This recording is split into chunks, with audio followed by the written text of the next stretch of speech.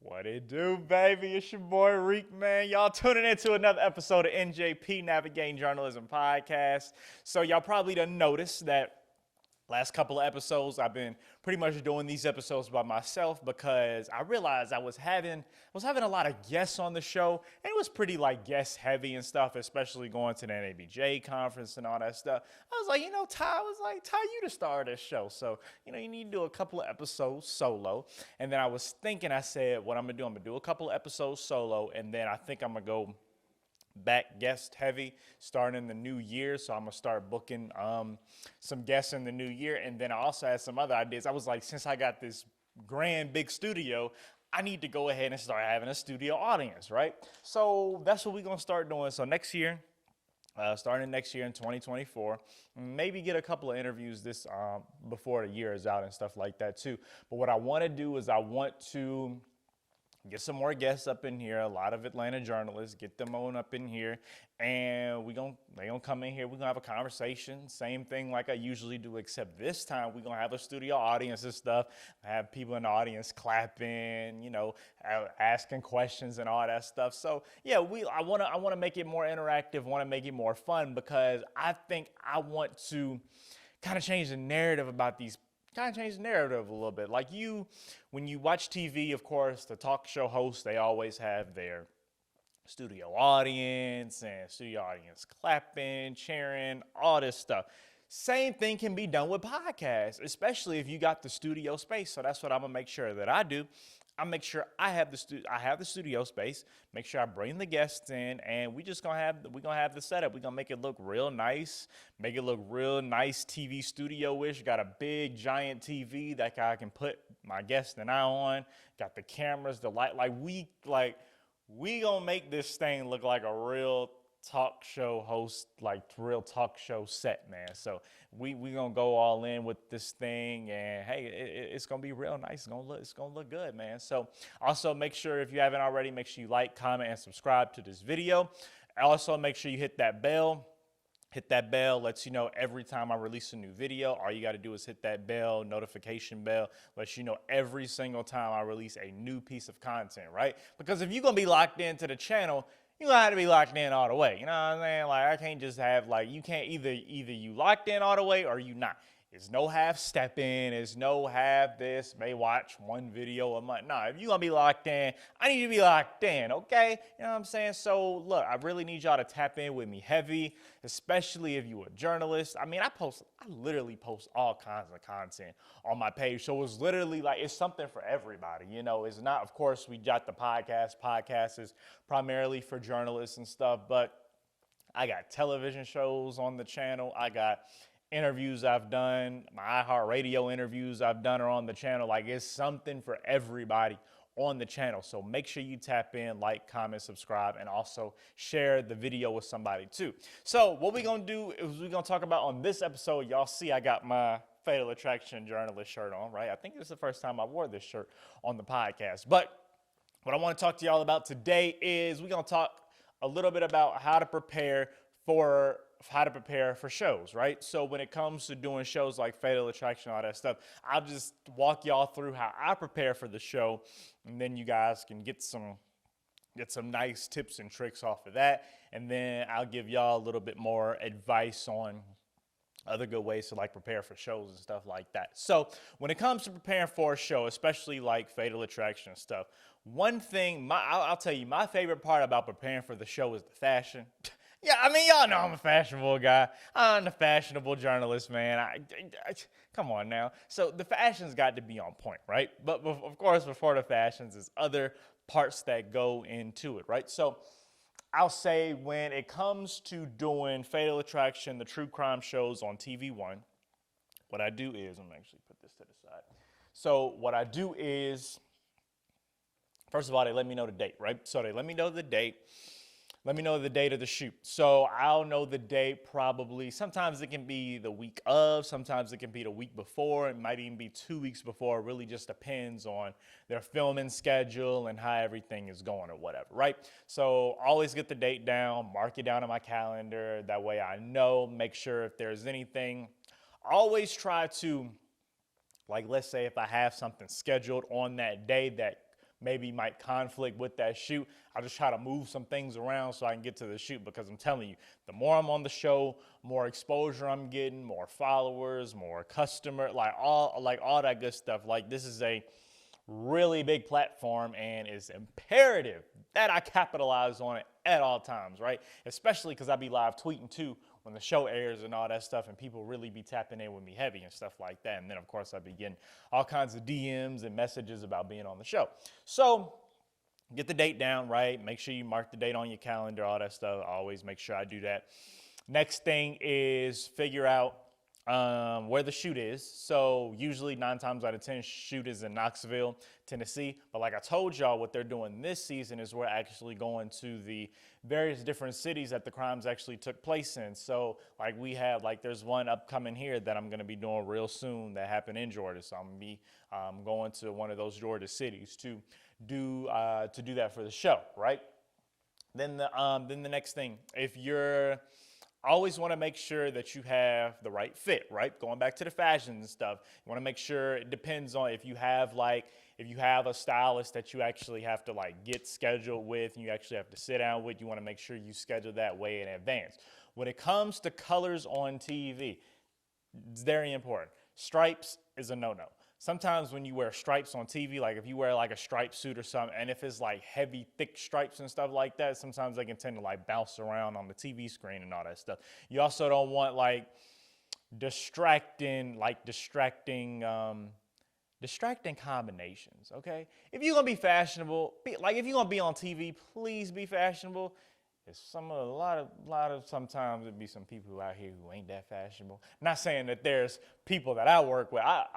So far since I've seen the episodes, I would say a lot of people on the show are like on Fatal Attraction. Like a lot of the journalists and stuff, a lot of people on the show be pretty fashionable, especially myself, right? Because I got my stylist and stuff like that. But when I go with my stylist, I always try to do solids. I just like solids and stuff. The tie, if I'm not doing a solid, the tie is probably the only thing that's not a solid. But the suit, the shirt, all that stuff is usually a solid, right?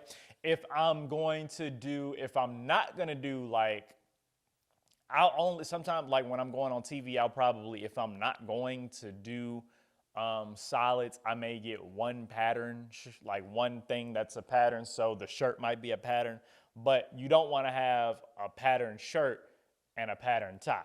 And it don't really look that good, right? And then it's gonna kind of be looking all over the place, right? And then pattern suits too, like, because sometimes you can get like a checkered suit or whatever. So if you're gonna get like a checkered suit, you want to make sure you have a solid shirt, right? And then sometimes when you dealing with those patterns and stuff, sometimes wearing the tie can be kind of iffy with it and stuff. It kind of like, so like usually if I'm wearing a pattern suit, I'll try to do a solid shirt and then just leave the shirt open at the top. Probably go without a tie and stuff like that. So of course, my stylist and we always talk about this stuff and how to do the style and stuff like that. Also, one thing you want to do is when I'm doing the show, they always send me I always get the entire script of everything. I get the whole script, all the voiceovers, I get everything, right? I'll look over all of that stuff so that way I know the context of the story. What type of crime are we talking about? What's the big conflict? What are the turning points in the story? What are the curves?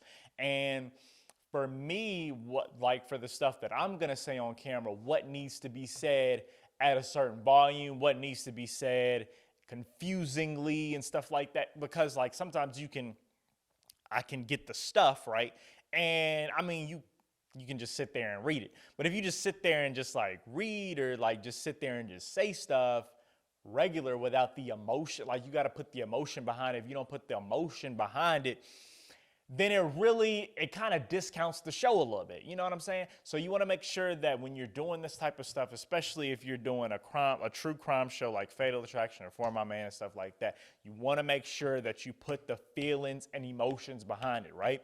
Like one of my, like anytime I'm talking about, because like sometimes, so at the beginning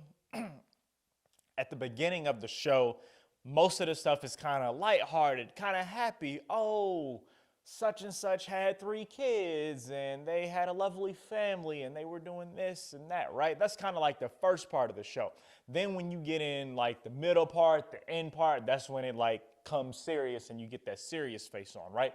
Now, when you do, like when I do the show, sometimes I'll actually, or actually pretty much a lot of the times, I'll do a lot of the stuff out of order. Like we won't start from the beginning and go to the end. Sometimes I may start in the middle, go to the beginning, then go to the end, or start at the end, go to the beginning, then the middle. So sometimes it can be, so sometimes we can kind of jump around within what we're talking about on the show.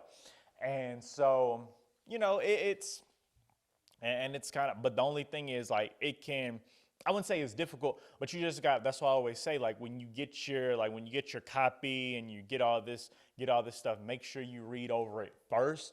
Go over it as many times as you can. That way when you get to the set, you know, you want to take Drake, right? Like you want to take Drake. So when you do it in one take, and I'm gonna tell you, doing stuff in one take, doing stuff good, I'm gonna tell you, being an easy person to work with, right? Doing stuff good, doing it well, doing your best, doing it in one take, those are the type of things that get you called back, right? But if you're a difficult person to work with, they don't really like you like that, you know, you're a diva on set, or like you, I mean, you know, you're just not putting in that effort and stuff. Let's just be honest, it's kind of hard to get a call back, right? So you always want to make sure you putting that best foot forward, doing your best when you doing the TV shows and stuff like that, and then, of course, always making sure punctuality is everything, man. I would say the only time I would say since I've been doing the show, I was only late one time. And the reason I was late this time is because I don't know what was going on in the city this day, but it was crazy. It was like, I think it was like an oil spill or something that happened on the highway, and then it was like traffic was just backed up. It usually takes me about 3, like if I'm coming straight from the city, like from the city of Atlanta, it usually takes me about 3 hours and maybe a little bit of change, right? I think that day, it took us about like 5 hours to get there.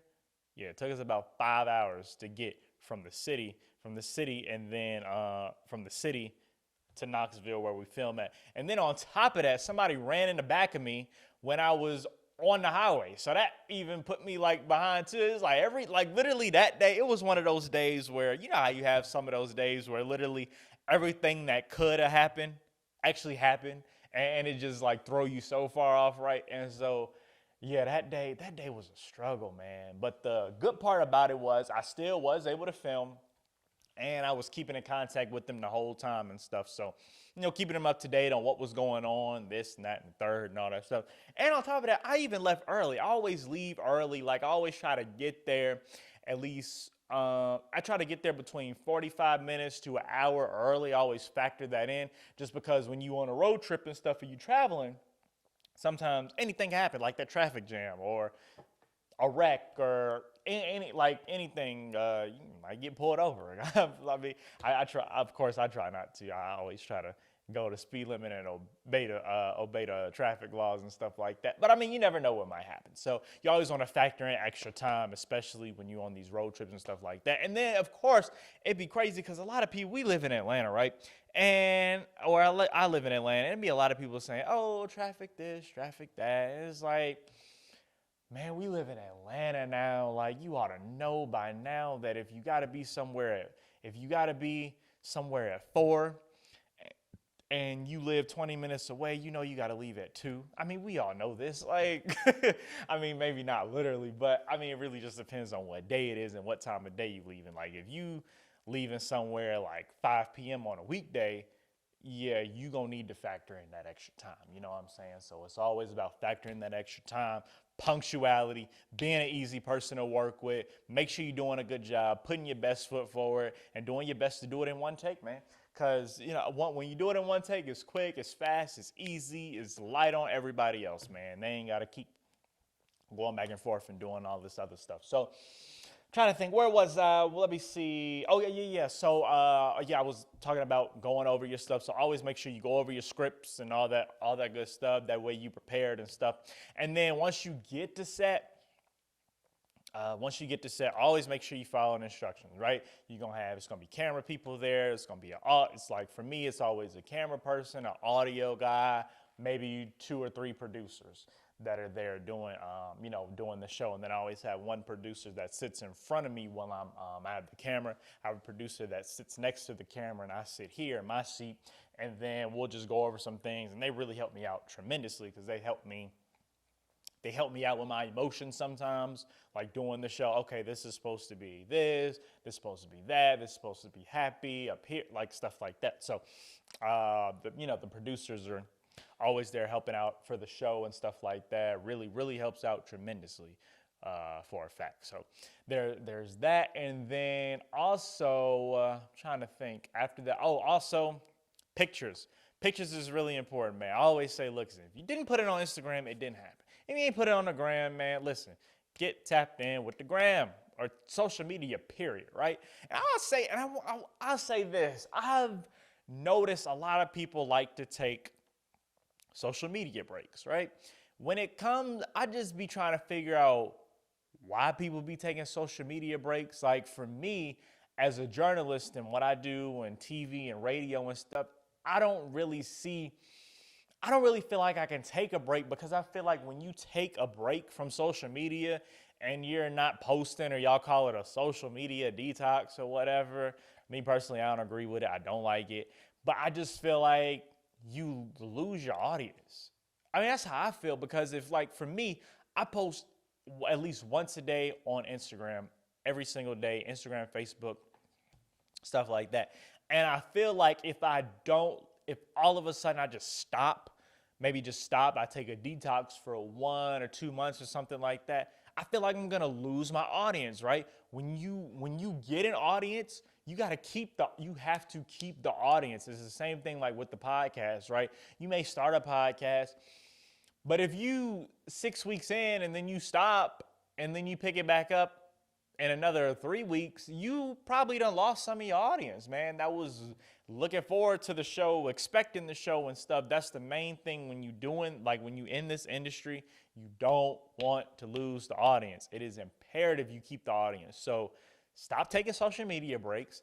Stop taking social media detoxes. I mean, I understand mental health, well-being, all that stuff. Listen, you cannot lose your audience.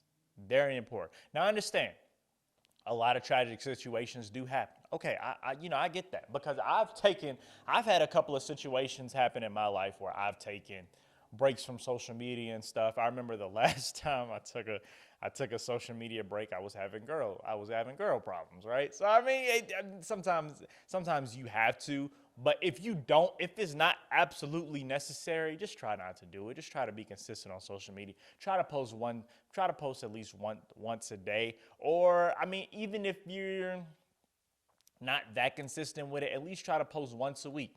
Then once you go from once a week, try to go to 3 times a week. Then try to go to 5 times a week, and then so on and so forth until you actually get to that 1 time a day. And then it's a lot of people out here who post in 3 to 5 times a day. Now that's a lot. I've tried to post 3 times a day, and I'm more of a 1 time a day type of person. So I always try to make a post once a day and stuff like that. So, but man, make sure you definitely get the pictures and stuff. Pictures is very important. Of course, you got to make sure you post those and all that stuff. Then always stay up to date. Always stay up to date with the producers, because I always want to know when my stuff is airing and stuff. That way I can make my graphics for the show. Always go on Canva, make my graphics for the show, let everybody know when I'm going to be on the show. That's another step that I take. Always make sure as soon as I know the date when I'm going to be on the show, I go ahead and put it out, let everybody know so everybody can set their DVRs and stuff. And I just let everybody know. I think one time, a couple of months ago, I actually did a watch party. Shout out to Ms. Z and Milkshake Martini. Let me host my first Fatal Attraction watch party there. I hosted that with with one of my Fatal Attraction sisters, Tinsley. Tinsley be on the show sometimes. Sometimes you guys will see me and Tinsley. Sometimes we'll be on the same episodes and stuff like that. But we co-hosted a watch party at Milkshake Martini, Ms. Z's milkshake shop, and that was great. We had a great turnout, filled up the restaurant, and it was awesome. So having a watch party and stuff, that was pretty cool, because when you have the watch party, you know, like, cause sometimes you can post and you can tell people to watch. People will be like, oh yeah, I'm gonna watch and stuff like that. But when you have a watch party, you can actually, okay, everybody who came is actually watching, right? You know, everybody's actually watching the show, because you have no way of telling who's watching the show if they just say they watching the show, but are they real? Like, are they really watching the show? Like, come on, are they just saying that just to make you feel good about yourself, right? So yeah, we had a watch party a couple months ago. What was that, back in January? Or it was cold. I do. Was it cold? It was it was earlier in the year when we had it, though. It was definitely before the summer. So March, yeah. I think we probably had that watch party sometime in March or whatever. But I knew it was definitely before the summer, because I remember wearing a jacket or whatever, so I knew it was before the summer and stuff. So yeah, always make sure the promotion is key when you're doing these TV shows. Always want to make sure you put the promotional materials out, let everybody know you're gonna be on the show. Let everybody know what you're doing and all that stuff. Let people know in advance so they can set their DVRs and all that good stuff. And then, of course, like for me, what I always do, when I'm going to be on the show, I always like to live tweet. So make sure, by the way, if you guys are loyal Fatal Attraction viewers that may be watching this episode, stay tuned in with me on social media. Tyrik Wynn, iHeartRadio on Instagram. My Twitter is Tyrik Wynn TV. I'm always live tweeting whenever I have an episode that airs. So we'd love for y'all to live tweet with me, man. We have a lot of fun live tweeting and stuff. And I will say, live tweeting is a lot of fun. I've gotten a lot of compliments when I do my live tweeting and stuff. A lot of people have complimented me and told me how good I do on the show, and how much they enjoy watching me on the show and stuff like that when I do the live tweeting and stuff. Because I always sometimes I'll tweet some of my pictures and stuff like that. Then I'll tweet some of my pictures, taking a picture of me watching the TV screen, and I'll tweet that. And then I get all these retweets and likes and comments and shares and stuff like that. So I love that stuff. Man, whatever, Dad over here hating on me. But yeah, and I always do that. I'm going to tell you one thing. I think I might have, and I think I mentioned this 2 episodes ago, but I will say, so far since I've live tweeted, the 2 comments and 2 tweets that stood out to me was, one, it was one of these girls who had tweeted or something like that. And she was like, "Wow, like your waves are like awesome. I really like your waves. They look good on they look good on TV." She was like, "Oh, I'm getting seasick." I was like, "Okay, yeah, okay." I was like, I like that one. So of course I had to retweet that. And then it was something. And then it was another lady who said something about "you're so handsome" or something like that. Man, why are you laughing, man? This happened, man. I posted about it on my Instagram. I screenshotted it and posted it. It's like, y'all can go back and look. I mean, it's facts, right? So you can go on my Instagram and verify it. But yeah. So that happened, man.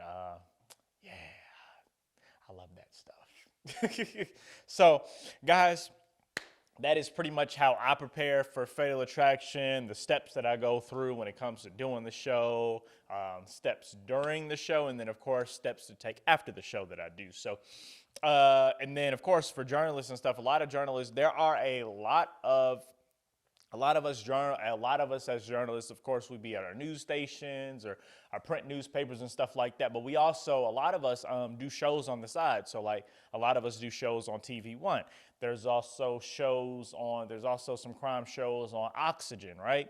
And then a lot of us do a lot of documentaries too and stuff like that. So I mean, all of them pretty much kind of work the exact same as far as I know, especially like when preparing. I mean, you can literally take the exact same steps that I did, getting that date down secured, getting with a stylist and stuff, dressing them, make sure you got the outfit, make sure that fit is right for the shoot. And then of course on set, make sure you come prepared. Always make sure you read over your material and stuff, rehearse it and all that good stuff. And then of course the promotion is key. Of course you got to take the pictures when you on the set and then do some promotion, let everybody know you're going to be on the show. And then hey, if you got the budget, do a watch party, definitely get people excited about it, and gives people a chance to get out the house and all that good stuff. So those are the steps that I take. Those are some of the steps that you take, especially if you're a journalist that not only does news or whatever, but you also do a show on the side or something like that. So that's it for this episode of NJP Navigating Journalism Podcast. Make sure you like, follow, subscribe, share, comment, all that good stuff. And make sure you hit that bell. That bell notification lets you know every time when a new episode is dropped. Please make sure you guys do that. Connect with me on social media, Instagram, Tyrik Wynn, iHeartRadio, Twitter, Tyrik Wynn TV, Facebook, Tyrik Wynn, iHeartRadio, TikTok, Tyrik Wynn _TV. Pretty much on all social media platforms. But if you just type in Tyrik Wynn, TYRIKWYNN, I'll definitely 100% come up. Appreciate y'all so much for watching this episode of NJP. Also, make sure you go purchase your Tyrik Wynn collection merch. If you are watching me on YouTube, click the description. If you click the description, right? When you click the description, it'll actually take you to the store. The store, the Tyrik Wynn collection store, is actually connected to the YouTube channel. So all you got to do is click that, and then it'll open it up. And then next thing you know, you can shop for all the shirts, the shoes, the jogger, like all that good stuff, man. Go ahead, make sure you support your boy. Get some merch, man. Make sure you get some merch, man. Also, they make really good, the holidays is here. Happy holidays to y'all. Make really great holiday gifts this season. So make sure you guys head over to the Tyrik Wynn collection, make a purchase. If you may not be watching on YouTube, you may be listening somewhere else, you can head over to my Instagram, Tyrik Wynn, iHeartRadio. Click the link in the bio. Click Tyrik Wynn collection, the clothing line, and then it'll take you to everything. You can see the entire site, and then you can pick out what you would like to purchase. I really appreciate y'all so much for your overwhelming support, the purchases you guys have made thus far. The clothing line has been doing exceptionally well, so I greatly, greatly, greatly appreciate that. Just another way of monetizing the podcast, man. So if you are a podcaster, of course, make sure you get a clothing line and all that stuff.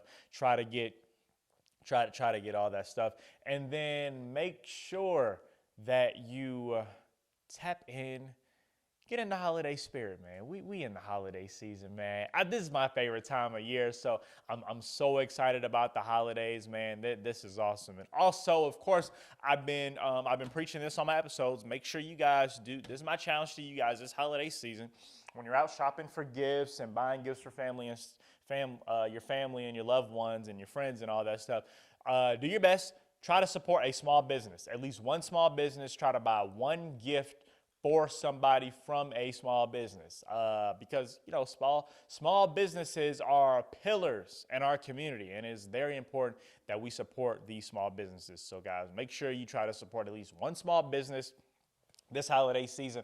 Also, fun fact, for those of y'all who didn't know, did you know that the Saturday after Thanksgiving is actually Small Business Saturday? So that would actually be a perfect opportunity for you to get out and support a small business. Small Business Saturday. So if you support a business on Small Business Saturday, a lot of us businesses usually have promotions running, usually have some type of deals and discounts and like a lot of percentages off and stuff like that. So make sure you tap in with that. It's called Shop Small. A lot of counties, a lot of cities run Shop Small campaigns and stuff. And then that's American Express runs that, right? I think they do. Yeah, I think American. Don't quote me on that. I think they're over it. But it's some company that is over Small Business Saturday or Shop Small and stuff like that. So Small Business Saturday, the Saturday after Thanksgiving, really great opportunity to get out and shop with a small business. You can do that in your local community. There are a lot of, I always say, your best bet if you want to find a small business, your best bet would actually to be if you're in a city, maybe like a smaller town and stuff, there's usually a lot of times in the small towns they have like squares, right? So they have squares where the city hall and stuff like that. Like there's a lot of small businesses, a lot of little shops right there where you can go shopping and all that stuff, or a lot of little restaurants where you might go give get gift cards and stuff, great stocking stuffers and all that good stuff, man. So, hey, support some small businesses, man. They are pillars in our community. Also, make sure you guys support Wynn Productions, man. We are your one-stop shop for studio space, studio rental space. We got podcast suites. We got a green screen area. We got a classroom space. All types of great stuff. It's a really nice size studio, man. Can cater up to your production needs. Also, we do video production as well.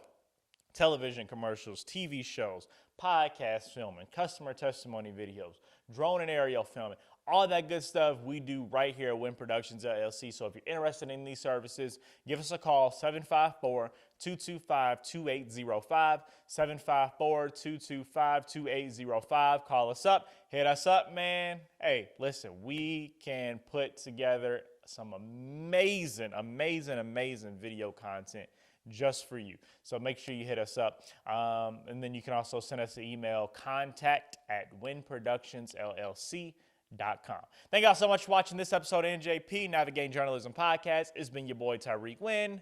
Catch y'all next time. Happy holidays.